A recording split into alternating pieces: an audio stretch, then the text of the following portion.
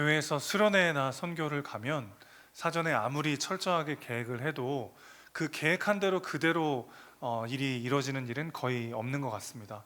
생각지도 못했던 변수들이 막 일어나기도 하고, 예정이 없었던 일들 때문에 계획 전체를 통으로 수정해야 되는 일들도 비일비재하게 일어나곤 하는데요. 제가 한 번은 청년들과 수련을 갔는데, 숙소와 다 같이 모일 수 있는 세미나실 이 동선을 짜가지고 이렇게 움직이는 사이에 이런 프로그램을 해야 되겠다, 이런 이제 계획을 해서 하고 답사를 마친 다음에 실제로 이제 수련회 당일에 갔는데, A동과 B동 중에 저희는 A동을 예약을 했거든요. 그래서 A동부터 세미나실까지 가면서 이런 동선 가운데 이런 프로그램을 해야 되겠다 준비를 해놓고 갔는데, 글쎄 그 사장님이 A동이 아니라 B동에다가 저희 숙소를 배정을 해 놓은 겁니다. 그리고 이미 A동에는 다른 교회를 받아서 수련회가 한창 진행 중이었던 거죠. 그러니까 뭐 우리가 A동이니까 뭐 나가라 할 수도 없고, 전체를 다 이제 수정해가지고 해야 돼서 막 저는 막 어떻게 해야 되나 막 화가 나기도 하고 당황스럽기도 하고 한데, 그때 청년들은 또 오히려 재밌게 더 아무런 꺼리낌 없이 또 재밌게 이제 시간을 보냈던 기억이 나요. 그때 이제 저녁 수련회가 됐습니다.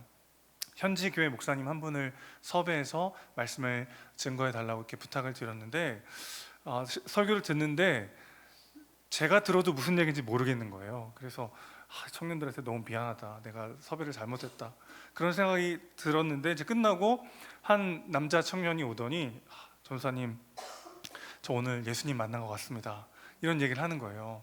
그 일 듣는데 얼마나 배신감이 들던지. 저는 그 말씀을 듣고 예수님 만날 거라고는 상상도 하지 못했는데, 하나님은 전혀 제가 예상하지 못했던 방식으로 그 한 영혼을 만나 주시고, 내가 세웠던 계획대로 되지 않았지만 더 풍성하게 수련회가 진행되도록 인도하셨다는 것을 참 많이 경험했던 수련회로 기억이 납니다. 내가 원하는 대로 삶이 흘러가지 않을 때 우리는 당황하기도 하고 하나님을 원망하기도 하죠. 삶이 늘 예상치 못했던 일들이 많이 일어나기 때문에 때로는 하필 하나님 왜 지금입니까? 하필 왜 나한테 이런 일이 일어나는 겁니까? 그렇게 따지고 싶을 때도 있습니다. 그냥 좀 나를 가만히 내버려 두십시오, 호소하고 싶을 때도 있어요. 욥은 그래서 욥기에 보면 침 삼킬 동안도 나를 내버려 두지 않으시는 하나님에 대해서 호소하기도 했습니다. 그런데 여러분, 성경에서 내버려 두심이야말로 하나님이 인간에게 내릴 수 있는 최고의 형벌이라는 것을 우리는 기억해야 합니다. 왜 그럴까요? 죄로 인해서 우리의 시선과 우리의 마음과 우리의 삶 전부가 죄로 인해 망가지고 깨졌기 때문에 우리는 내 눈에 보기 좋은 대로 행하지만 결국 그것이 에덴 동산이 아니라 소돔과 고모라일 때가 참 많이 있기 때문에 그런 것이죠. 우리가 죄인임을 고백한다는 건 어떤 뜻이냐면, 하나님의 진리의 빛을 비춰주지 않으시면 우리는 제대로 볼 수 없습니다. 하나님께서 내 마음을 주관하지 않으시면 우리는 끊임없이 내가 세운 계획과 나만의 잣대와 기준으로 내 보기 좋은 대로 행하지만 그것이 결코 생명으로 갈 수 없습니다. 이것을 고백하는 것과 같은 것이죠. 내가 죄인임을 고백하는 것은 반드시 그래서 우리 삶에 누군가 구원자가 필요하다는 것과 연결될 수밖에 없습니다. 하나님이 우리를 사랑하셔서 우리의 삶을 내버려 두지 않으시고 우리 삶에 개입하셔서 우리가 때로는 원하지 않는 대로 삶을 이끌어 가실 때가 있어요. 그러나 그것은 우리를 미워하시거나 사랑하지 않으셔서가 아니라 우리를 너무나 사랑하시기 때문일 수 있습니다. 마치 사랑하는 자녀들이 아무리 때를 써도 그 아이에게 위험하거나 옳지 않은 것을 하려고 한다면 부모가 아이의 눈물과 원망과 절규를 무릅쓰고서라도 그것을 막듯이요, 때로는 우리가 원하지 않는 대로 삶이 흘러갈 때 하나님께서 그 가운데 우리에게 가르치기 원하시고, 우리가 보지 못했던 것을 보게 하기 원하시고, 우리가 원하지 않았던 것을 우리에게 주기 원하실 때가 있더라는 것이죠. 그래서 바람잘 날 없는 것 같고 뭐 하나 내 뜻대로 되지 않을 때 우리는 낙심할 것이 아니라 오히려 감사해야 합니다. 아멘이 좀 작죠? 그렇게 했으면 쉽지 않아요. 내가 원하는 대로, 내가 세운 계획대로 삶이 흘러가면 좋은 것 같거든요. 그래야 될 것 같고, 그럴 때 내 삶을 제대로 지킬 수 있을 것 같은 마음이 우리 안에 있습니다.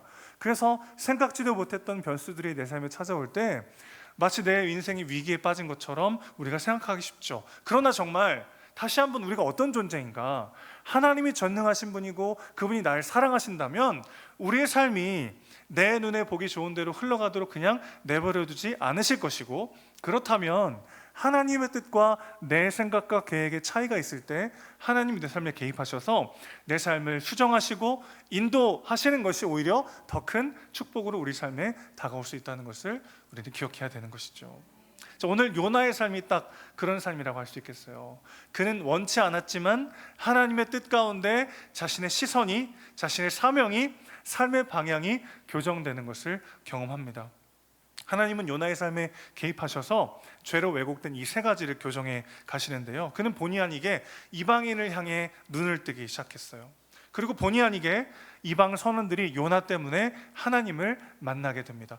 그는 철저히 자기 민족에게만 관심이 있었고 이방인에게 복음을 전하는 일에는 전혀 무관심한 사람이었지만, 그와 함께 배를 탄 사람들이 요나 때문에 하나님을 알게 되는 그런 일이 벌어지게 되죠.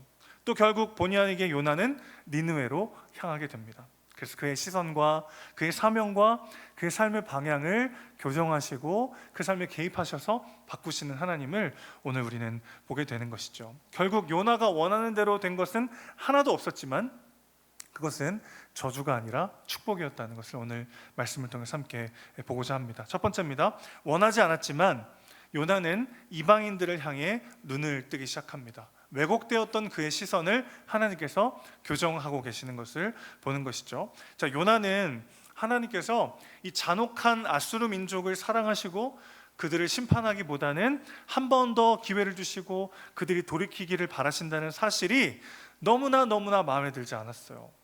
애초에 그는 오직 자신의 민족만을 사랑하던 사람이었습니다. 게다가 아수르 민족은 잔혹하기로 유명한 민족이에요. 어떻게 하나님은 저런 자들을 사랑하실 수 있는가?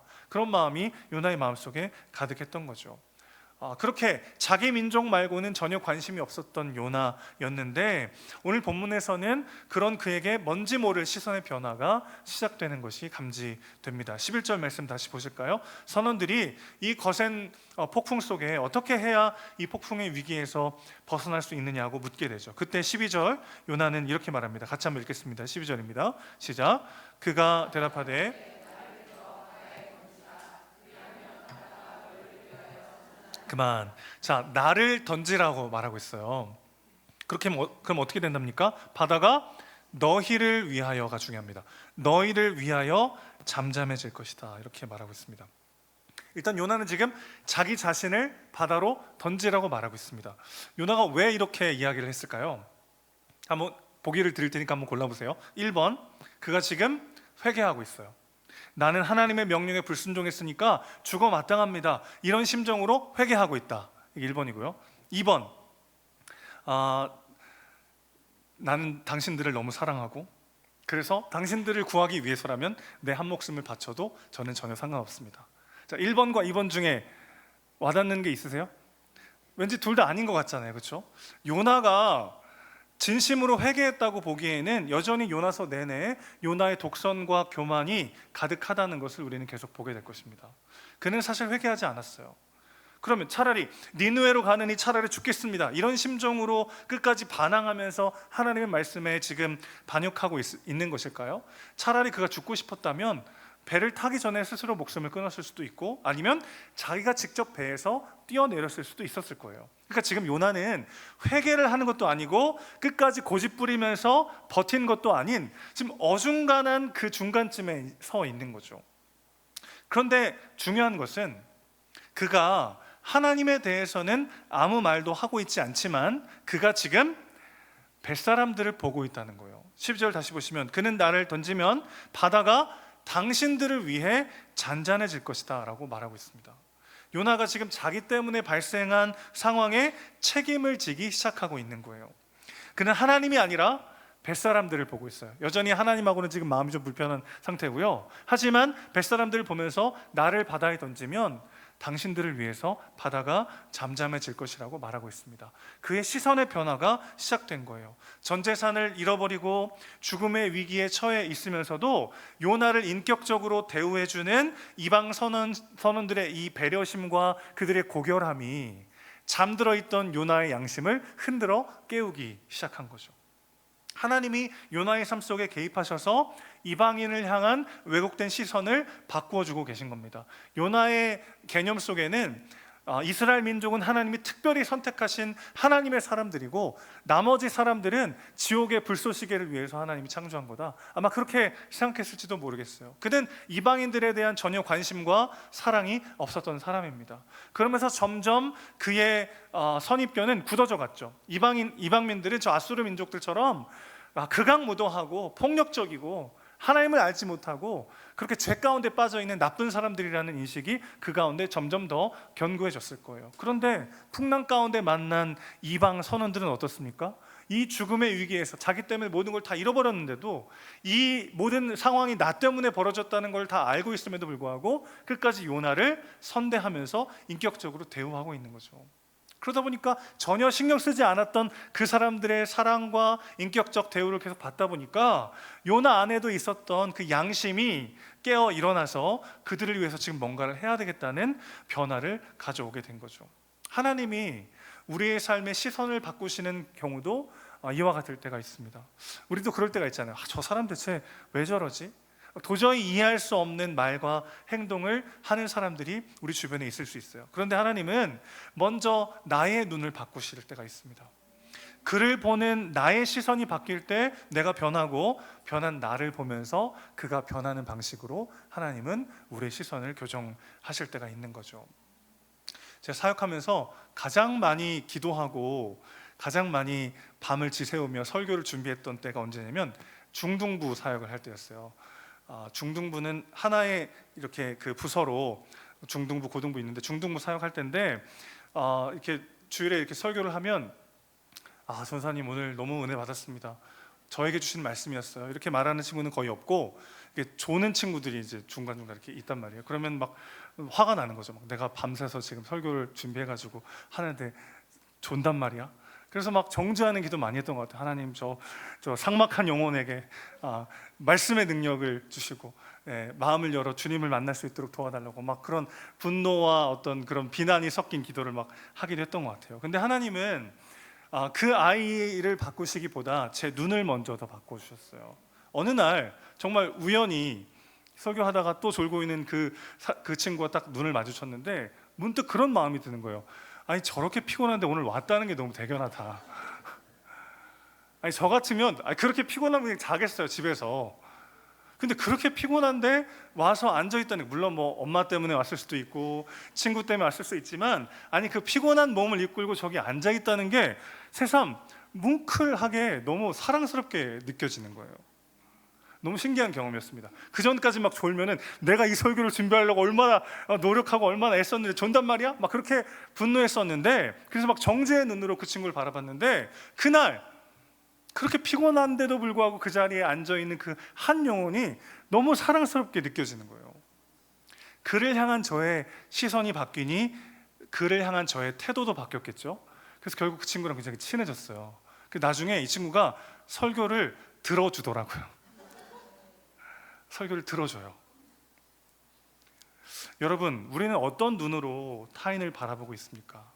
내 판단, 내 기준, 내 가치를 절대화해서 타인을 정죄하는 게 아니라 그 안에 담긴 하나님의 형상을 바라보는 우리가 되시기를 주님의 이름으로 축원합니다.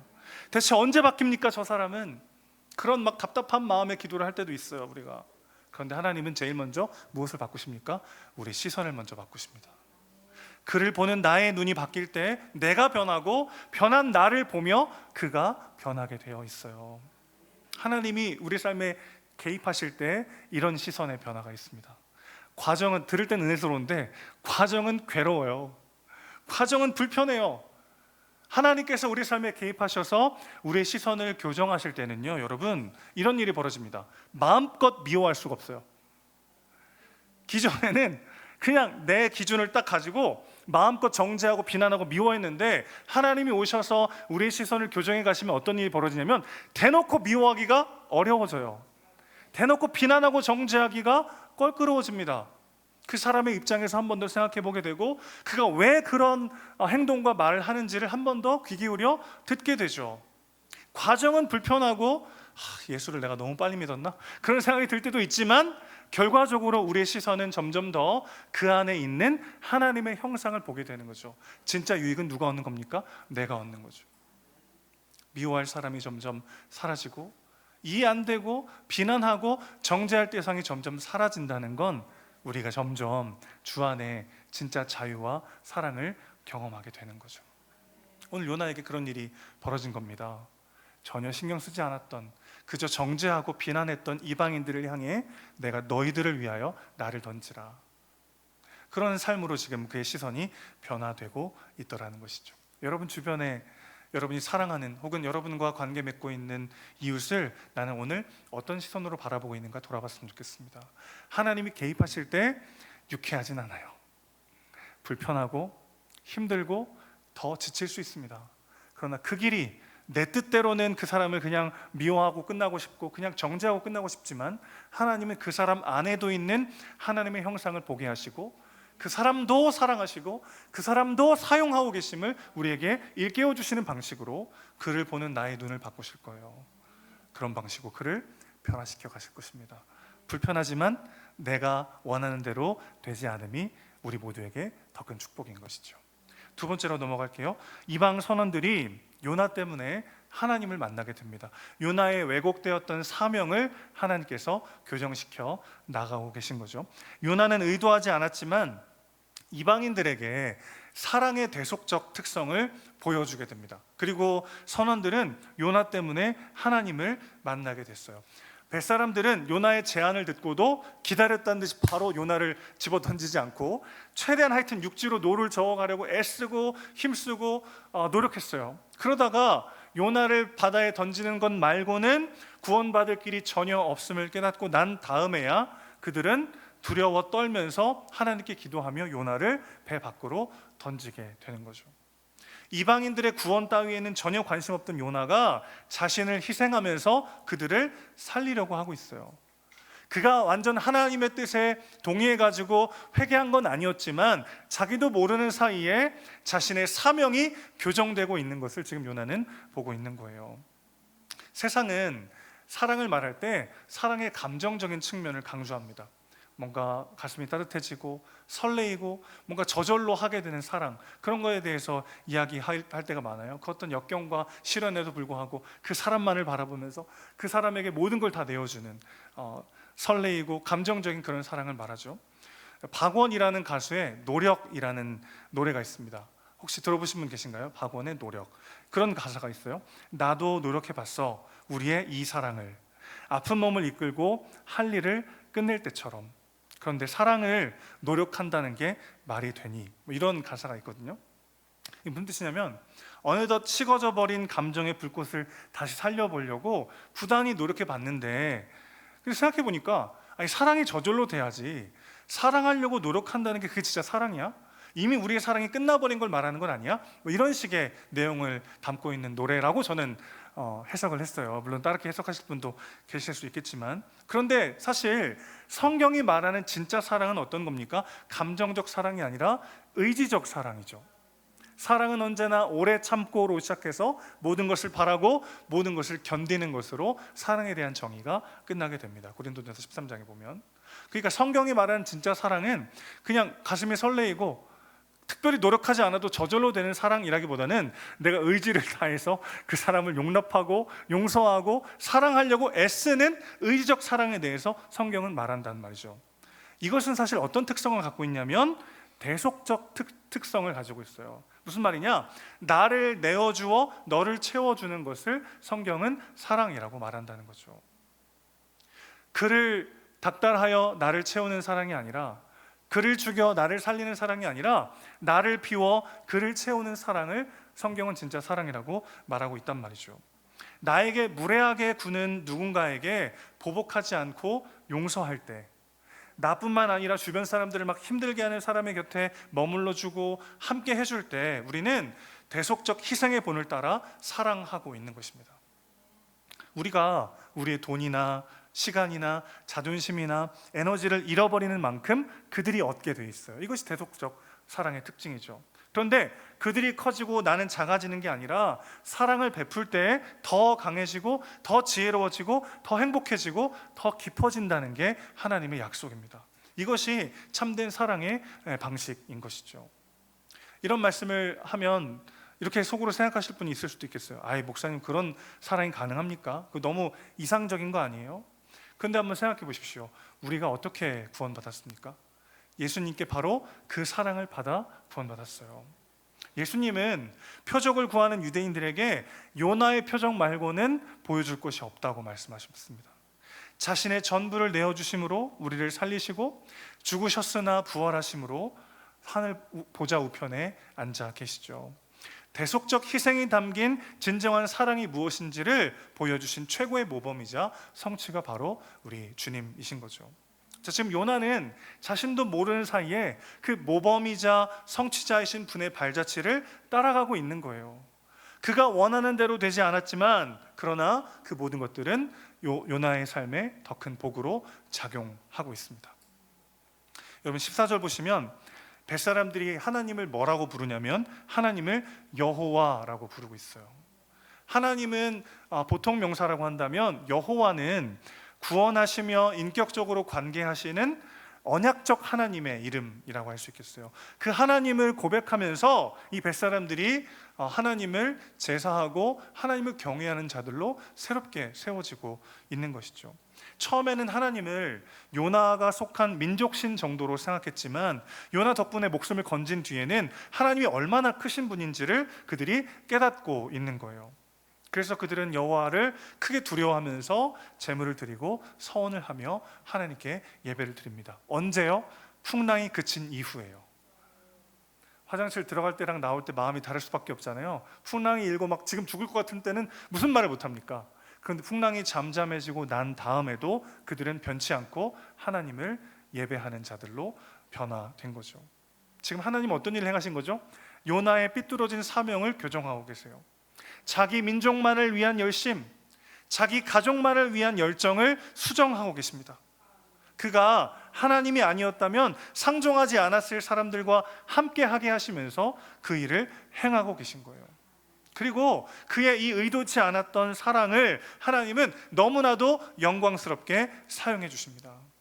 사랑하는 성도 여러분, 여러분의 사랑을 하나님은 절대 땅에 떨어지지 않게 하실 것입니다. 그냥 눈으로 봤을 때는 내가 사랑하고 섬기고 대속적 사랑으로 손해보면 나만 바보 되는 것 같은 상황의 연속이지만 하나님은 그 모든 것들을 내가 예상하지 못하고 상상하지도 못했던 방식으로 위대하게 사용하고 계신 줄 믿습니다. 그래서 사랑은 지지 않아요. 사랑하는 자는 언제나 지지 않습니다. 그 모든 것들을 하나님이 영광스럽게 사용해 주시기 때문에 그렇습니다. 돌아보면 요나가 원하는 대로 된 것이 하나도 없어요. 그는 하나님으로부터 도망쳤고 이방인들을 상종하고 싶지 않아서 배 밑에 숨어 있었어요. 그러나 지금 요나는 어떤 상황에 처해 있습니까? 이방인들을 사랑하며 그들을 바라보면서 그들 위해 자신의 목숨을 내어주는, 그걸 통해서 그들에게 살아계신 하나님을 전하는 놀라운 사명의 자리로 그는 와 있어요. 어느 것 하나 그의 뜻대로 된 것은 없지만 누가 요나를 불행하다고 할 수 있겠습니까? 요나가 원하는 대로 되지 않아서 얼마나 감사한지 몰라요. 그는 있는 힘껏 하나님으로부터 도망쳤지만 하나님은 그의 불순종마저 사용하셔서 하나님의 뜻을 이루어 주셨습니다. 그럼 여러분, 내 뜻대로 되지 않는 것이 오히려 하나님의 은혜일 수가 있습니다. 내가 원하는 대로 되지 않는 축복을 누리시기를 주님의 이름으로 축원합니다. 정신 잘 차리시고 아멘 하셔야 돼요. 내가 원하는 대로 되지 않는 것이 정말 더 큰 하나님의 축복이고 은혜일 수 있다는 것을 우리가 인정할 때 내가 지금 당면하고 있는 내 삶의 실패와 어두움을 이겨내고 다시 일어설 수 있는 힘을 얻게 되는 것이죠. 마지막 세 번째입니다. 하나님은 요나의 왜곡된 삶의 방향을 교정하십니다. 17절 말씀 보실까요? 다 같이 한번 읽어보겠습니다. 17절입니다. 시작.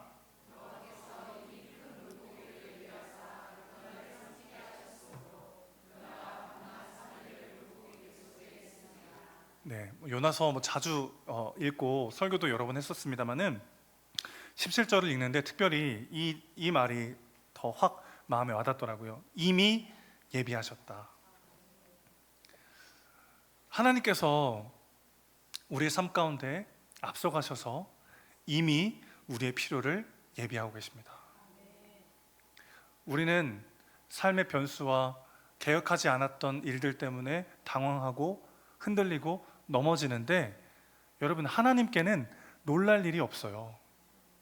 아우 깜짝이야, 이럴 줄 몰랐는데, 이럴 일이 없어요. 우리 하나님께는. 하나님은 그 모든 걸 이미 아시고 이미 우리에게 필요한 것을 예비하신 줄로 믿습니다. 이 여호와 이레의 하나님, 앞서가셔서 모든 것을 아시는 그분께서 우리의 필요를 채우시고 우리와 함께 하시는 그 여호와 이레 하나님을 신뢰하고 담대히 나아가는 우리가 되시기를 주님의 이름으로 축원합니다.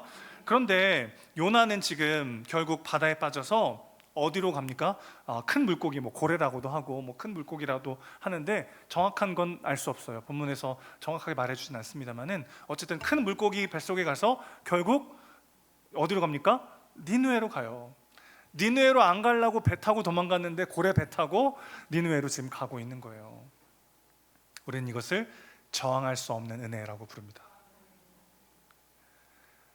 나의 시선과 나의 마음과 나의 의지가 죄로 인해 왜곡되어서 우리는 죽을 길인지도 모른 채 열심히 달려갈 때가 있어요.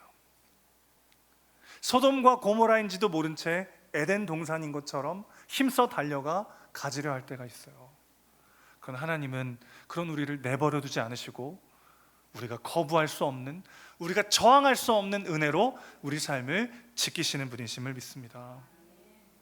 기독교 신앙은 이 두 가지 모두를 다 믿는 거예요. 내가 죄로 인해 망가지고 깨진 소망 없는 존재라는 것을 믿고, 동시에 그런 나를 하나님이 저항할 수 없는 은혜로 지키시고 인도하시고 완성하신다. 이 두 가지를 다 믿는 것이 기독교 신앙의 본질인 것이죠. 내가 죄인이고 나의 시선과 나의 마음과 나의 의지가 망가지고 깨졌다라는 것을 인정할 때 우리는 하나님의 개입과 그분의 인도하심 앞에 감사함으로 순종할 수 있는 것이죠. 그분께서 저항할 수 없는 은혜로 우리의 삶을 붙잡고 계시다는 것을 믿을 때 우리는 다시 일어나 주 앞에, 주님, 내가 원하는 대로 되지 않아 너무 감사합니다. 주님, 내 뜻대로 되지 않아 너무나 감사합니다. 우리는 기도할 수 있는 것이죠. 삶은 늘 선택의 연속이죠. 그리고 우리는 좋은 것만을 선택하진 않습니다. 물론 선택하는 그 순간에는 이것이 좋은 선택일 것이라고 기대하면서 최선의 선택이라 판단하면서 선택하지만, 돌아보면 어떤 선택은 너무 미숙했고 어떤 선택은 너무 이기적이었다는 것을 알게 될 때가 있어요. 그래서 때로는 무언가를 선택하기가 너무나 두렵기도 합니다. 그러나 꼭 기억하십시오. 내 계획이 물거품이 되어도, 내가 세운 공든탑이 무너져도, 혹시 우리가 잘못된 선택을 하고 넘어진다 할지라도 우리는 주님의 품 안에서 안전하다는 것을 기억하셔야 합니다. 저도 돌아보면 개척을 하고 준비하면서 내가 기도한 대로 안 돼서 너무 다행이다, 그렇게 돌아보면 그렇게 생각했던 게 한두 가지가 아니에요. 그때 하나님이 응답하셨으면, 내가 기도한 대로 응답했으면 정말 큰일 날 뻔했다, 그런 게 한두 가지가 아니에요. 돌아보면 늘 하나님께서 저항할 수 없는 은혜로 우리의 시선을, 우리의 사명을, 우리의 삶의 방향을 교정하셔서 영광의 길로, 생명의 길로 우리의 삶을 인도하고 계셨다는 것이죠. 다윗은 이것을 시편 23편에서 이렇게 고백합니다. 내 평생의 선하심과 인자하심이 반드시 나를 따를 것이다. 나를 따른다라고 번역된 단어 원래 어떤 뜻이냐면 추적한다는 뜻이에요. 무슨 말이죠? 내가 막 도망가고 때로는 잘못된 길로 가요. 그럴 때 하나님의 은혜와 인자와 자비가 나를 추적하여 따라온다는 거예요. 우리가 어딜 가든지 하나님의 은혜가 우리를 추격할 것입니다. 하나님은 저항할 수 없는 은혜를 우리 삶에 쏟아 부어주시는 그런 하나님이신 것이죠. 그러니 어느 한 번의 선택이 내 인생을 끝장낼 수 없도록 그분이 지키신다는 것을 신뢰하십시오. 다시 일어나 그 주님을 따라가는 우리가 되길 소망합니다. 우리가 이런 착각에 빠질 때가 있어요. 내가 내 삶을 하나님께 온전히 맡기면 하나님께서 그렇게 나의 유익과 기쁨에 최선을 다하지 않으실 것 같은 착각이 우리 안에 생길 때가 있습니다. 하나님의 시선과 하나님의 마음은 우리가 하나님 안에서 잘 되고 풍성한 하나님의 사랑과 은혜를 누리는 데 있어요. 그런데 나보다 하나님이 더 관심이 없는 것처럼 우리가 착각할 때가 있습니다. 아니요, 여러분, 나보다 나를 더 잘 아신 분께서 나보다 나와 내 가정이 잘 되기를 더 원하십니다. 사랑하는 자여, 내 영혼이 잘 되고 너의 범사가 강건하기를 내가 원하노라. 이것이 우리 하나님의 마음이신 것이죠. 그분의 이 선하심과 완전하심 앞에 우리의 계획을 내려놓고 우리의 잣대와 기준을 내려놓고 그분을 따라가는 우리의 삶이 되길 원합니다. 가장 어두운 색으로도, 가장 차가운 색으로도 가장 아름답고 따뜻한 그림을 그리실 수 있는 분이 우리 하나님이시죠. 내가 바라보고 싶은 대로 보지 않도록 우리 시선을 바꾸실 때가 있을 거예요. 내 욕심과 내 계획으로 왜곡된 우리의 사명을 수정하실 때도 있습니다. 내가 원하는 삶의 방향을 교정하실 수도 있어요. 그렇게 내 뜻대로 되지 않을 때 그것이 축복임을 기억하십시오. 내가 원하는 대로 삶이 흘러가지 않을 때 오히려 하나님의 저항할 수 없는 은혜 가운데 다시 일어나 그분의 영광을 경험할 너무나 영광스러운 시간이라는 것을 기억하고 담대히 그분의 뜻 가운데 나의 삶을 드리며 주님과 동행하는, 그렇게 주님께서 주시는 삶을 살아내는 우리 모두가 되시기를 주님의 이름으로 축원합니다. 자, 하겠습니다.